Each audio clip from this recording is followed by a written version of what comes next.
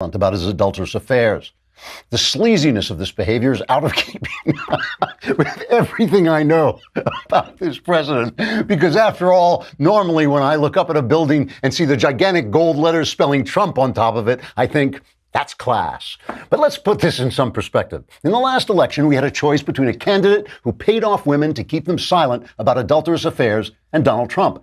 And I thought to myself, do I want to elect a woman who has promised to gut the Second Amendment and seriously damage the First? Or do I want to elect a man who's being blackmailed by some seriously banging chicks and will leave my First and Second Amendment rights alone because he has no idea what they are? And I admit, faced with those options, I look back sadly on America's better days when John F. Kennedy boldly promised we would go to the moon and then bang two women simultaneously in the White House pool. That's right, simultaneously. He also got it on with Marilyn Monroe. America was just a greater nation then. Now, many Democrats and journalists, but I repeat myself, are accusing Republicans of hypocrisy. They say if Hillary Clinton had done what Trump did, we would be calling for her head. And hey, there's nothing I like better than a lecture on sexual ethics from a party that just nominated a guy in a skirt and pearls to run for governor of Vermont. But they have a point. I would be calling for Hillary's head, if only to stop her from laughing that horrible laugh that sounds like a pterodactyl in heat. So I say, bring on the Democrats, journalists, late-night comedians, and never-Trumpers to continually insult ordinary Americans for their beliefs, their ways of life, and their political choices, and then to try to impeach the president they elected on a campaign finance technicality. Do it, Democrats, because I think you'll all look absolutely marvelous in tar and feathers. Trigger warning, I'm Andrew Klavan, and this is The Andrew Klavan Show. I feel hunky-dunky, life is tickety-boo. Birds are winging, also singing hunky-dunky-doo. Ship-shape, tipsy-topsy, the world is zippity-zing. It's a wonderful day, hurrah, hooray! It makes me want to sing. Oh, hurrah, hooray! Oh, hooray, hurrah! It's Mailbag Day, so worry about you should worry about absolutely nothing, because within minutes, within mere moments, all your problems will be fixed, because my answers to your questions will be 100% correct and will change your life. For some of you, for the better. The rest, you're doomed. Now, some of you, of course, love your Helix Sleep mattress because it helps you to get a great night's sleep. Wimps. I love Helix Sleep stuff because I'm awake all night and it's so comfortable to lie there while I'm contemplating death. Helix Sleep has built a sleep quiz. It takes 2 minutes to complete, and they use the answers to match your body type and sleep preferences to the perfect mattress. Also the pillow. I have the pillow, and the thing is absolutely great. It is so soft. I know this because I tried it once, and then my wife tried it, and I've never seen it again. She took it away.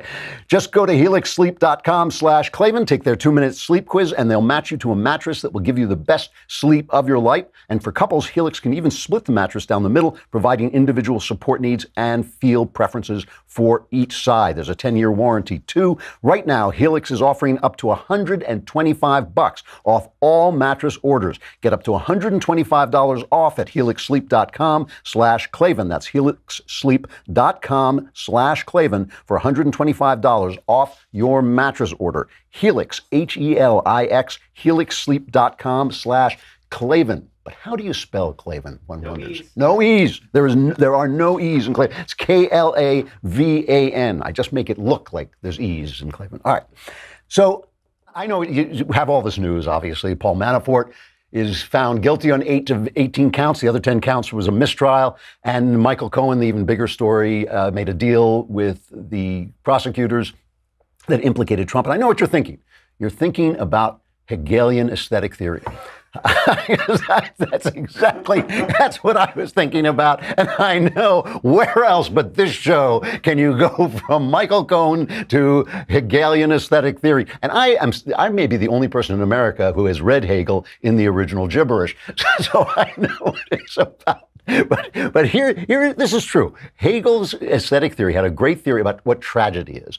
He had this theory that infinite principles, universal principles, work themselves out in history. So these principles were on the spiritual level, but they work themselves out in history by two sides coming together and kind of destroying each other and becoming a third thing. And each time it did this, it rose, the history rose toward the spiritual absolute, but was always doing it in half measures because these two sides, both of these two sides were partly right and partly wrong. This is what Karl Marx stole, and he took the spiritual element out of it and turned it into a nonsense so it could be believed by people like Alexandria, Google-Eyes Cortez. But anyway, Hegel said the tragedy occurred in moments of transition when a hero was forced to choose between one of two options, both of which were right and both of which were wrong. So no matter what he did, he was choosing the right, but he was also doing wrong, and the dialectic was resolved by the death of the hero, and that's how it moved on to the next stage, and that's how tragedy happened. And that is where we found ourselves in the 2016 election. See, it actually does make sense. It actually does make it. That is where we found ourselves. We found ourselves between two choices. On the one side, we had the party that promised to fundamentally transform the greatest nation on earth into something else, like thanks a lot. These people are socialists. People have told us that our most basic concepts of reality, what men and women are, what gender is, who we are, what freedom means, all of this they told us for 20, 30, 40 years, completely wrong. And now, finally, after 8 years of weakening the country, of weakening our standing in the world, of weakening our economy when it wanted to take off, they were going to get their next, politician in there, Hillary Clinton, to nail down those fundamental transformations by appointing the kind of Supreme Court justices who would rewrite our Constitution from the bench, to do all the things that they have been trying to do, these many years, and they thought they had it, and we had to choose between them and Donald Trump, who is not a very nice individual, and that we had to go take a choice between whether we were going to protect our country, protect our Constitution, protect the simple truth of reality, what reality is, and not feel that every time we said X instead of Y, we were a racist or a terrible person. When we said, oh, golly gee, those nice Muslim people keep blowing people up all around the world, we wouldn't be accused of racism. When we said, oh, there are problems in the black community that have to do with their culture that aren't the fault of the past, we wouldn't be called racism. When we said we wanted men to be men and women to be women, we wouldn't be told we were crazy. All of that stuff we were defending by voting for a guy, and we knew exactly who he was. And I think that we made, those of us who voted for him, I think that was the right choice, but it was a tragic choice. And by a tragic choice, I don't mean that people died when you made it. I mean that each side had a very tragic price. The price of getting Hillary elected, of course, was the country. The price of voting for Donald Trump is we are now defending a guy who does stuff that is not all that defensible. However, the one thing we have going for us, is the left keeps overreacting. What Donald Trump is accused of, and I'll get into the details in a minute, what Donald Trump is accused of is essentially a campaign finance violation. The money that changed hands when he was buying off, according to Michael Cohen, and let's face it, it sounds to me like he's telling the truth. According to Michael Cohen, the money he was using to pay off the women that Trump was sleeping with was less than the money Obama was fined for his over $2 million in illegal campaign contributions. So normally these things are dealt with a fine. We also have this kind of deep state vendetta going after Trump and everyone who's ever come near him. Paul Manafort would never have gotten caught up in this. He's been doing this stuff for years. The only reason he got caught up is because he came within Trump's circle, and this silly Russian investigation is going on. Michael Cohen, probably the same thing, although guys like Cohen do tend to wind up in jail. Anyway, let's take a listen to Robert Khuzami, who is the federal prosecutor in New York. He's the one who announced that Cohen, and this is the bigger case because Cohen essentially implicated Trump in these payoffs. Here's the part where he's talking about those charges that involve Trump. What he did was he worked to pay money to silence two women who had information that he believed would be detrimental to the 2016 campaign and to the candidate and the campaign. In addition, Mr. Cohen sought reimbursement for that money by submitting invoices to the candidate's company, which were untrue and false. They indicated that the reimbursement was for services rendered for the year 2017, when in fact those invoices were a sham. He provided no legal services for the year 2017, and it was simply a means to obtain reimbursement for the unlawful campaign contribution. A couple of points I'd like to make. First, these are very serious charges and reflect a pattern of lies and dishonesty over an extended period of time. So that's a big thing, because if it reflects a pattern of lies and dishonesty over an extended period of time, and he's your witness against Donald Trump, doesn't make that great a witness. But nonetheless, the whole point here is that what they're saying, what I've heard them saying on the news, which is just untrue, is that this is a campaign finance violation because he did it to keep the women quiet so he could get elected. But that's not the case. The thing is that contributions to candidates, even if they're in-kind contributions, not just money, are limited to, I think it's $2,700. So this was more than that money. Now, if it comes from Trump, his contributions to himself are not limited, but it's only a limitation if Cohen was the one making it, and it was disguised, and they didn't say what it was, and all this. So again, it's the kind of thing where you'd usually get a fine, you'd get a slap on the wrist. This is a vendetta. This is Robert Mueller, who's on a wild goose chase after this Russian stuff, I believe. And he's on this wild goose chase, but he does what prosecutors always do, is they prosecute the guys who fall within their ken, and he's going after them. Also, of course, this is a move in the chess game that Mueller is using to turn these guys. So he's twisting the screws on Michael Cohen. Trump tweeted out, I kind of love this, Trump tweeted out, if anyone is looking for a good lawyer, I would strongly suggest that you don't retain the services of Michael Cohen. It's too bad he couldn't send that tweet back into time to Donald Trump. It's like, oh yeah, maybe I shouldn't hire this guy, because this was like his bud for years. This was his fixer. But obviously, this is to turn the screw on Donald Trump. And Lanny Davis, who was Clinton's lawyer too, right? Yeah, it was Lanny Davis, Clinton's lawyer. He is now, even though that in the plea, when Michael Cohen pleaded guilty, he did not name Trump. Lanny Davis is bringing it against Trump and basically saying, we're coming after you, me and Cohen. Let me make 100% clear, the evidence was provided definitively by Donald Trump's lawyers. They wrote the special counsel and said Donald Trump directed Michael Cohen to make these illegal payments. That's not a dispute. It's not about credibility. It's his lawyers in a letter used the word directed. Rudy Giuliani said, don't believe what Trump said on Air Force One. It's not a crime to lie to the American people. And he said Donald Trump reimbursed Michael Cohen. So to be clear, if Michael Cohen committed a federal crime at the direction of President Trump, does that mean President Trump committed a federal crime? President Trump committed a criminal act that corrupted our democracy. That's what the campaign finance laws are about. The same way that the Russians, complicit with WikiLeaks and evidence that members of the campaign at least facilitated that conspiracy. So that obviously is the narrative they want to sell, that this has some connection to Russia. It has no connection to Russia. And the big language, he committed a crime that corrupted our electoral process. He committed a campaign finance violation. If they can prove that, that's what it is.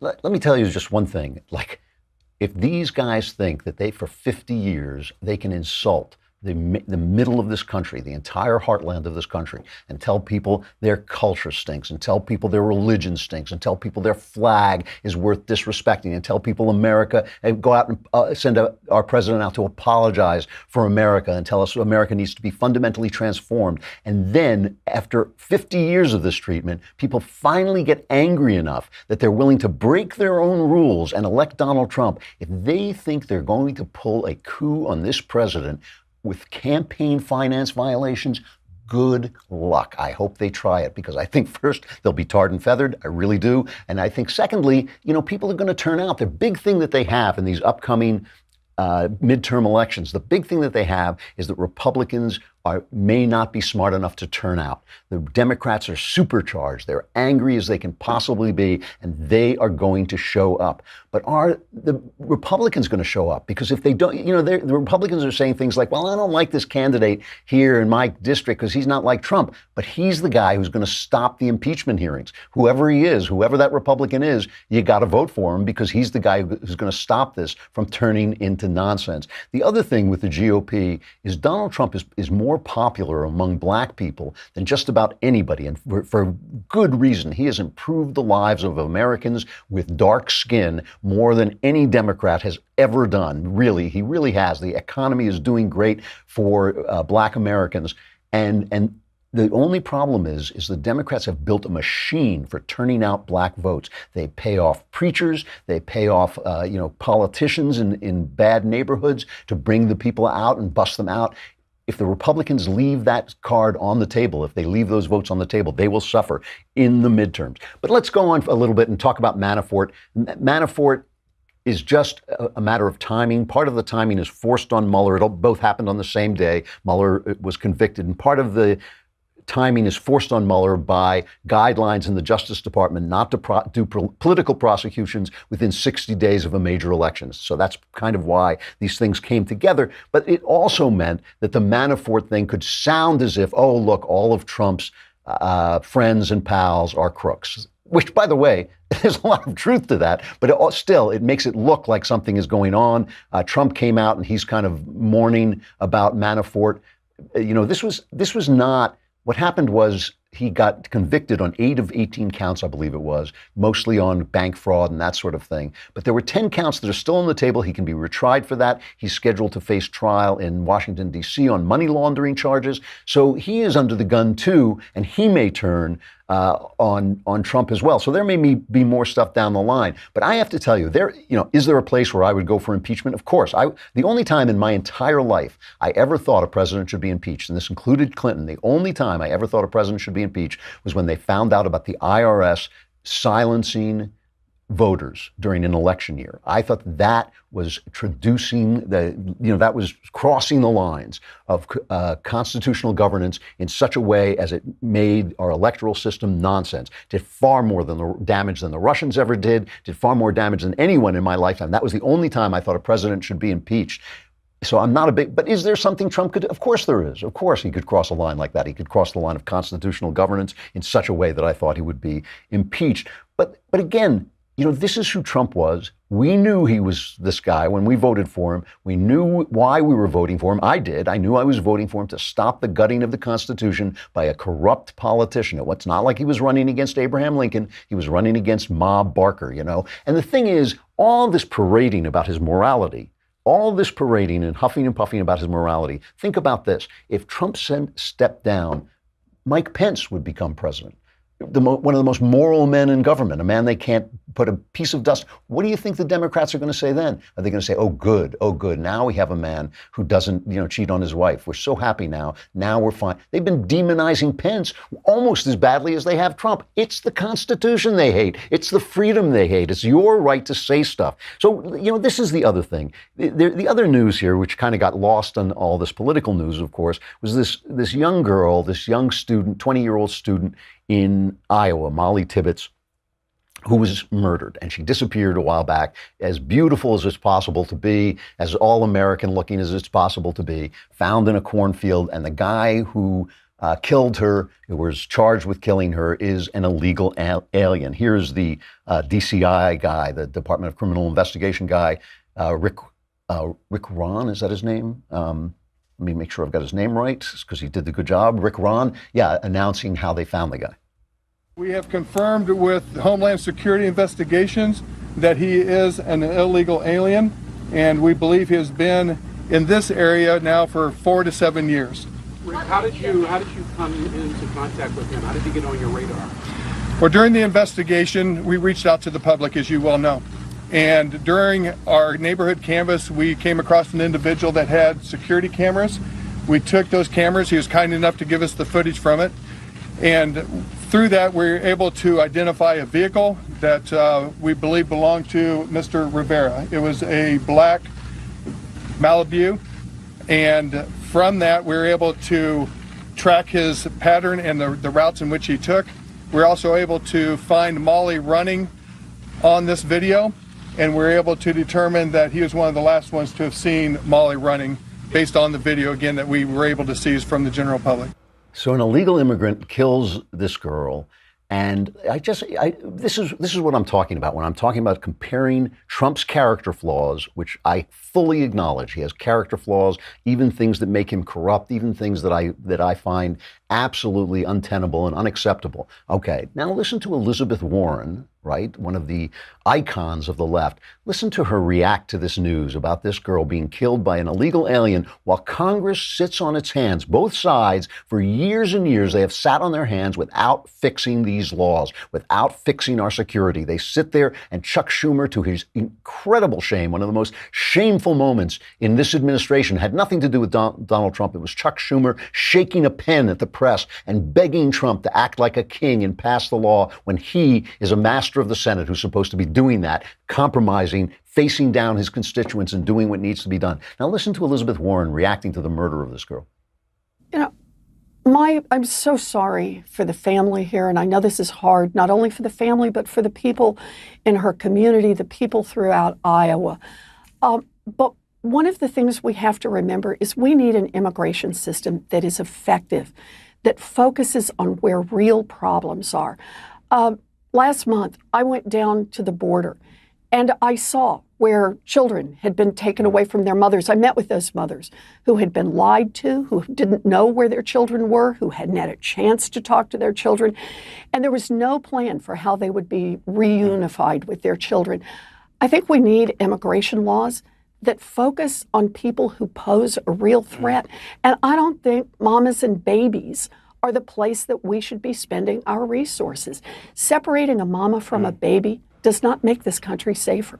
That is like a little computer flipping to Democrat talking points. Yes, this girl is killed. Yes. But what about the mamas and babies, which has been going on long before Trump, and which they're playing because it makes good TV and they think we're all locked in the same echo chamber they're locked in, but we're not. We're not. And that is just a callous, stupid, political thing to say. It is the words of a woman who is not thinking with her human compassion, but is simply thinking politically. She has that speech in her head and she gets to it as quickly as she can. And if you think that's bad, go over to MSNBC and listen to this Fordham professor, Christina Greer, on the same subject.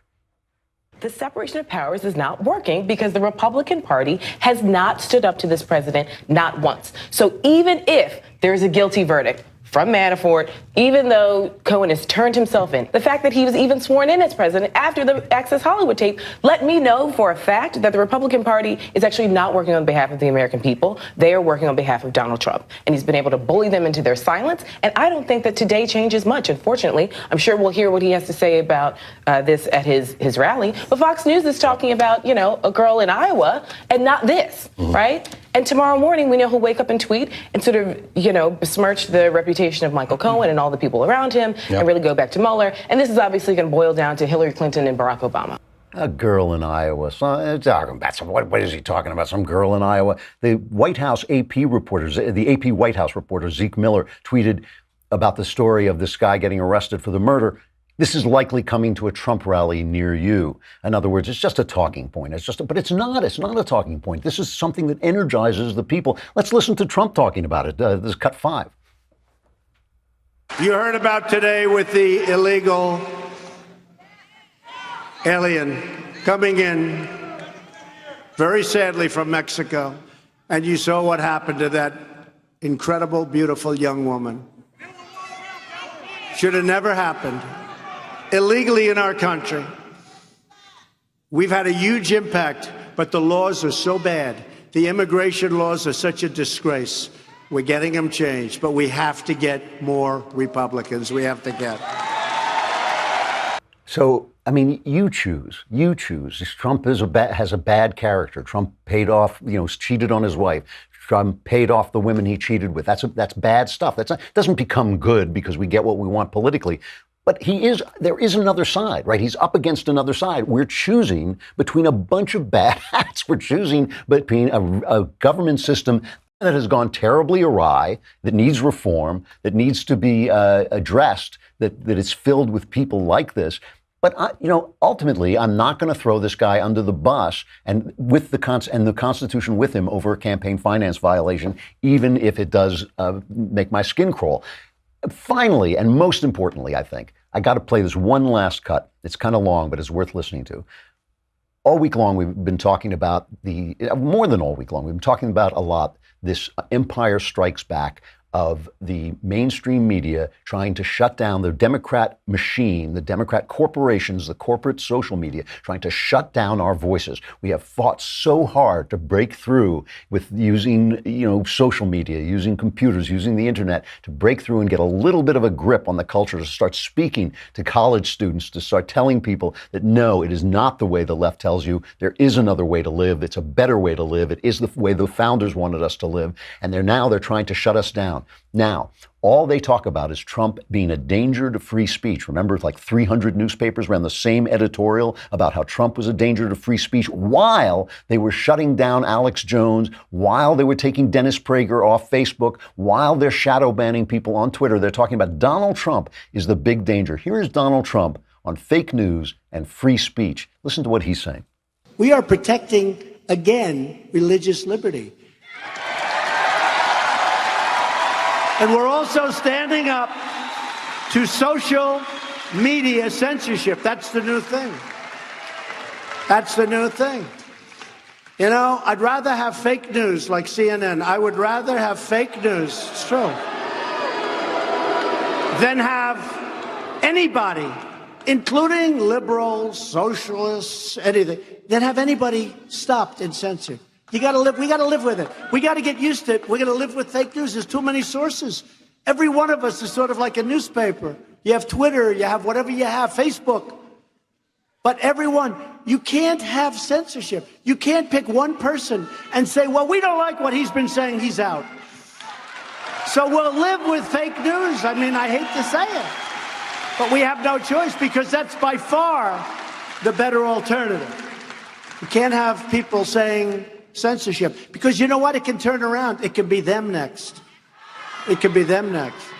We believe in the right of Americans to speak their minds.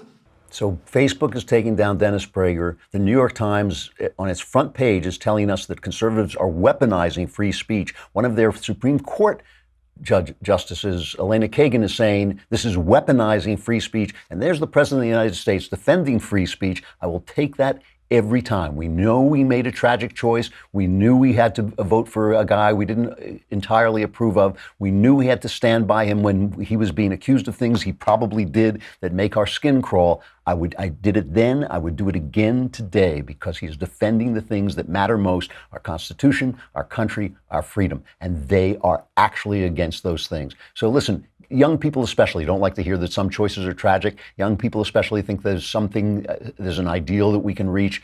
We're always trying to move toward that ideal, but sometimes we have to do it in a tragic manner. This is one of those times, and I will stand with this guy as long as he's making speeches like that. I will stand with him for any number of prostitutes. All right, we got the mailbag coming up. We got to say goodbye to Facebook and YouTube, but come on over to thedailywire.com, subscribe, then you can be in next week's mailbag, and you won't have to carry around your troubles. You can take your troubles out of your old kit bag, put them in the mailbag. We'll solve them all.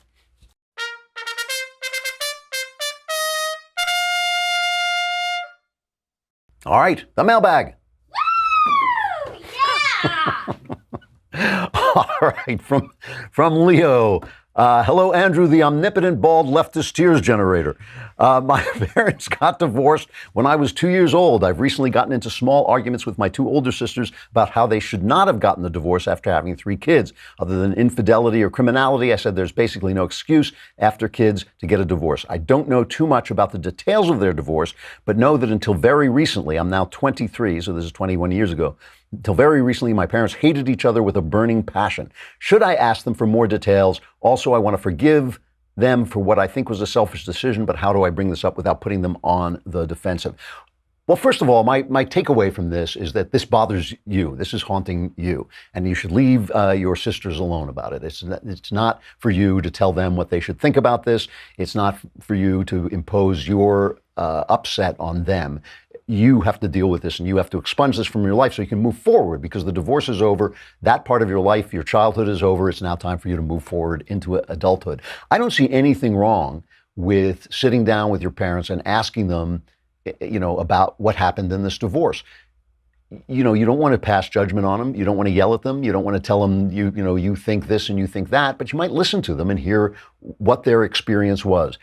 in general, philosophically, I agree with you. I think once you have small kids, you keep your marriage together, you work it out, you stop hating each other. If you hate each other, you stop. You sit down with a therapist if you have to, you stop. I agree with you about this, but now it's over, now it's done. You've got to move past it and build a life in which this doesn't happen. That's your job. So if it helps you to talk to them about it, talk to them and listen. You don't have to condemn them, you don't have to yell at them, but talk to them and listen and see if that helps you forgive them in your heart. Once you hear what they were going through, it might help you to forgive them. Sometimes people do bad things, but you can understand why they did them and you can move on. But the purpose here is for you to move on. That's the purpose. That's your chore. Your chore is not to convince your sisters of anything. Your chore is not to pass judgment on your parents. Your chore is to let it go. So if that helps you to let it go, do it. If it doesn't, don't do it. It's that simple. The whole point is for you to go forward. From Mike. Dear Director Klavan Abraham Hartwell, I just finished listening to Werewolf Cop on Audible, and I enjoyed both the story and your narration very much. How long did this take you to write and then record? Could you tell us about some of the most interesting steps in this timeline? Thanks from Mike. You know, there were a lot of questions today about writing, so I'll sort of pile them on together. Werewolf Cop, I don't know. I think a novel takes anywhere from a year to 2 years.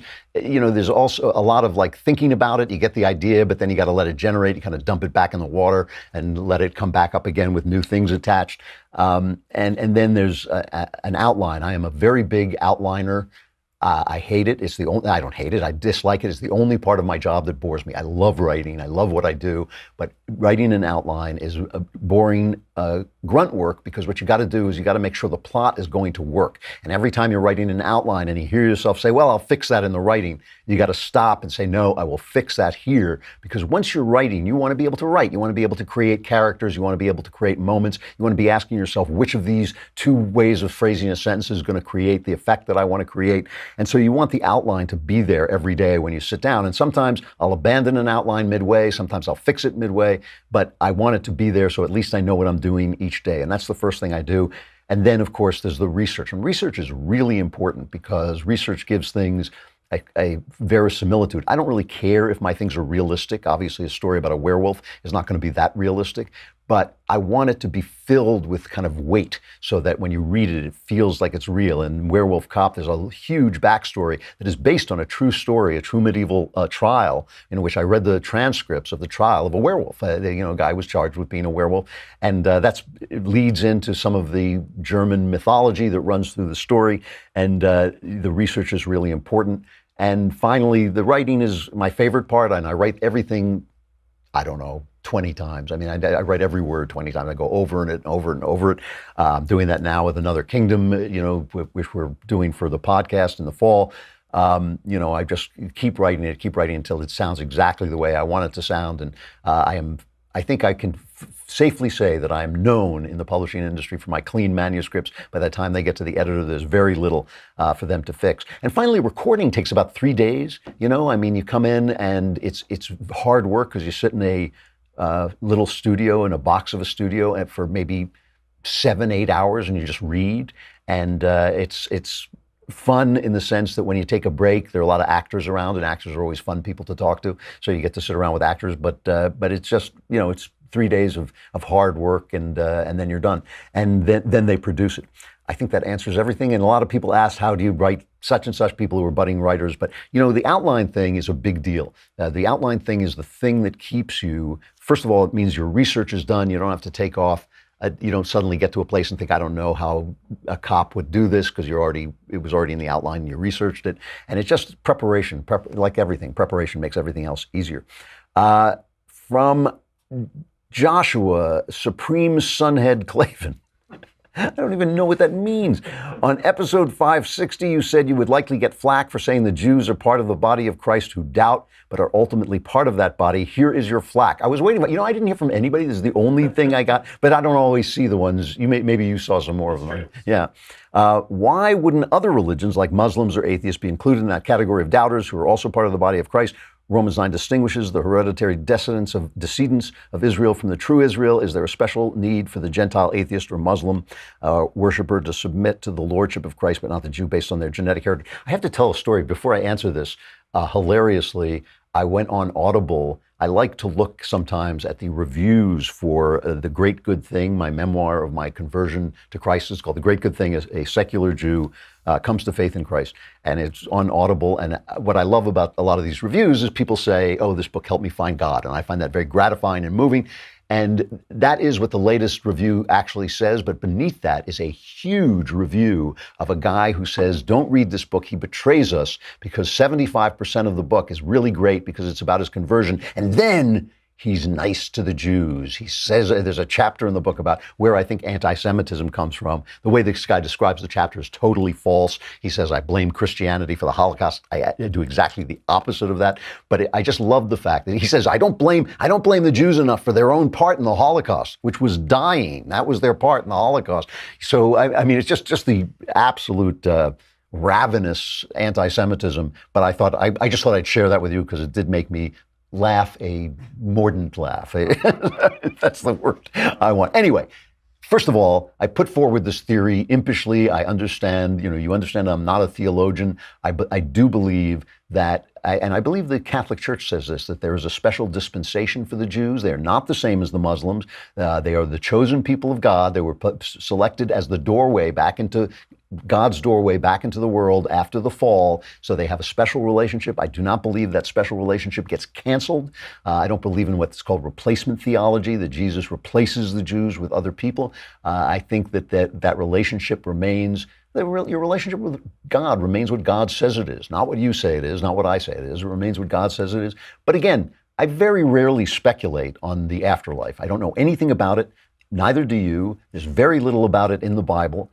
And so all the speculation is just that. It's speculation. And why not assume that God's mercy is greater than our mercy, God's love is greater than our love, and it's going to look a lot better than some small-minded people think it is. And I think the other thing about this is, as C.S. Lewis said, we know that you are only saved through Christ, but we don't know who is saved through Christ or how that affects people who are outside of the faith. So that was my take on it. I stand by it. I think it's actually a good theory. But if you want to pass judgment on the Jews, go ahead. It ain't going to mean anything. It's not going to mean any more than my judgment. From Joel to Klavan, teller of tremendous truths. Over the years, and especially through college, I've tried extremely hard to be open-minded, fully aware that I grew up sheltered and with very conservative beliefs, both religious and political. I've delved into any opposing viewpoints or worldviews that I encounter in search of arguments or evidence that might make me rethink my beliefs. Most people seem to agree that changing one's beliefs upon hearing better arguments is a sign of integrity and honesty. I often hear it stated that if you can't point to a belief or viewpoint that has changed over the years, you must be bigoted or closed-minded. And I get frustrated when I hear that, because despite all my efforts and research, I can't think of one significant change that's taken place in my thinking since at least high school. I don't know how old you are, but that is kind of interesting. I don't know if I'm reading the wrong material, if somehow there is more subconscious stubbornness in me that I haven't found, or I got lucky and already believe all the right things. Do you have any advice? Personally, I wouldn't worry about it. I mean, I have seen people get caught on a track. Every argument gets dismissed. The least you can do, and I do this all the time, the least you can do is read good books that make other arguments.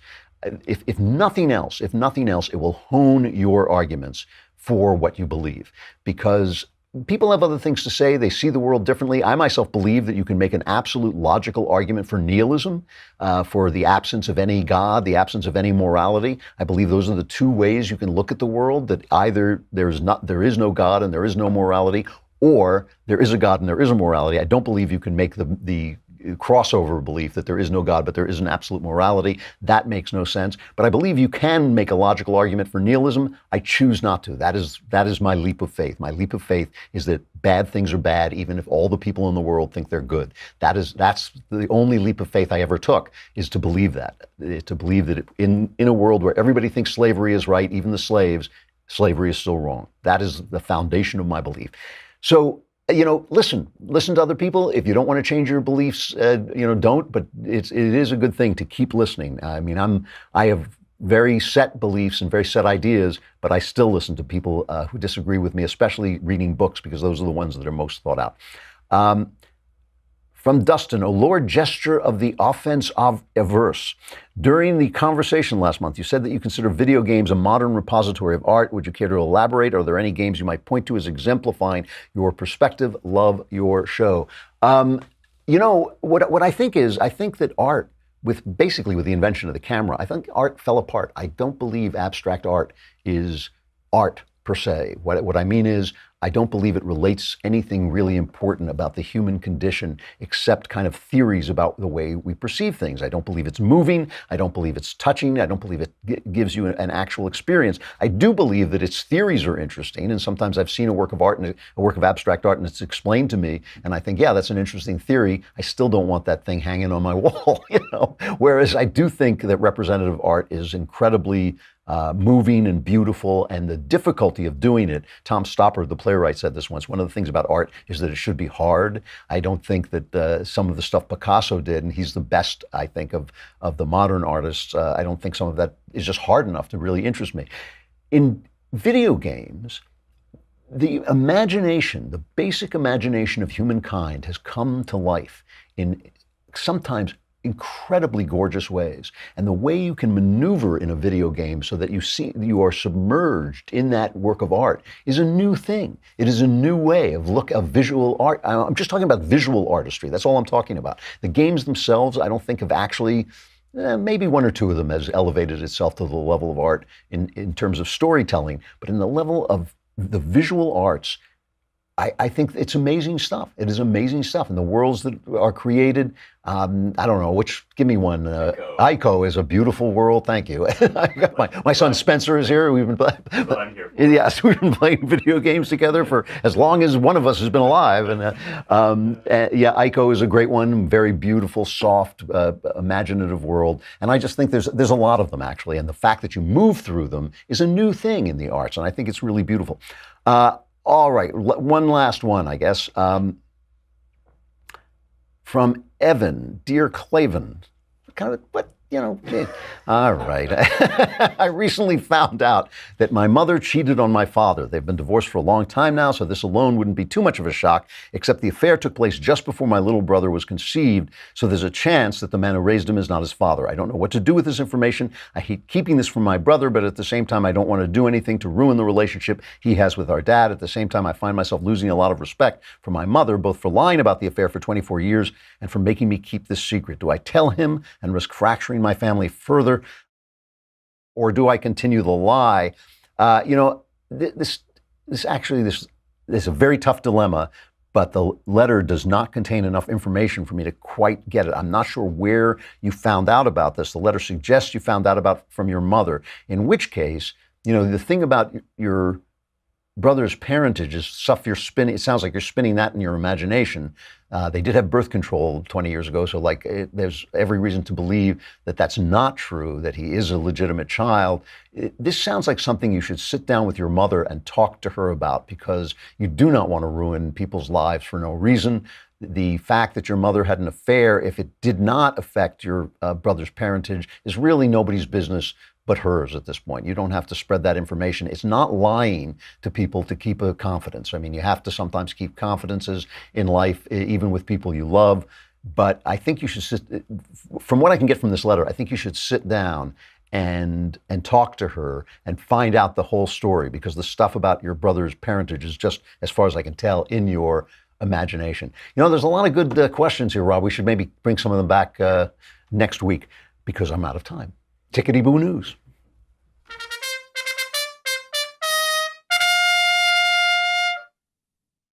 Well, yesterday, there's no denying this, was a bad day in Trump world.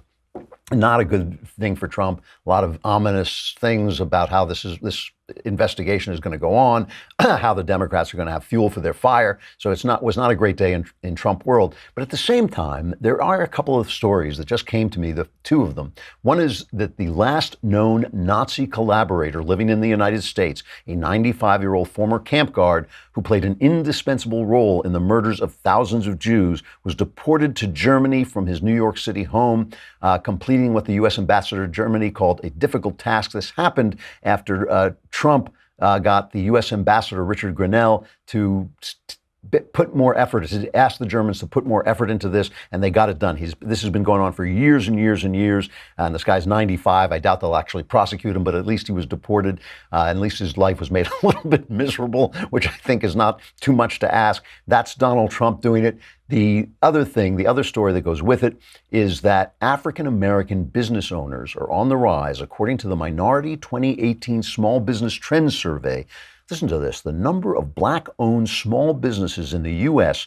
increased by 400% in a year-over-year time period from 2017 to 2018. I wonder who gets the credit for that. 400% in a single year after Donald Trump's election. So all I want to say about this is we hear that Trump is a racist. We hear that he's a Nazi. He is a really bad Nazi and a really bad racist. I mean, he's done really well with the judiciary. He's done really well with the economy. He's done really well fighting ISIS. He's done really well with regulations, but he is a lousy Nazi and a lousy racist. So we will hold him responsible for that. We want better racists and better Nazis in our government. No, I'm kidding. That is great. So remember this when you have to vote in your district this November. Remember, you may not like the guy you're voting for, the congressman, but if you don't want these impeachment things to go forward, you should do it. And the RNC should pay attention to the black vote. They should pay attention to getting the black vote out for Trump, because I think it's going to be make an important difference if they are not kept home by the Democrats. I got to say goodbye. Tomorrow is Thursday, the last day before the Klavanless weekend. Do not miss it. You'll want to suck all the Klavan-y goodness you can out of this like camels to lead you across the desert of the Klavanless weekend upcoming. I'm Andrew Klavan. This is the Andrew Klavan Show. We will see you again tomorrow.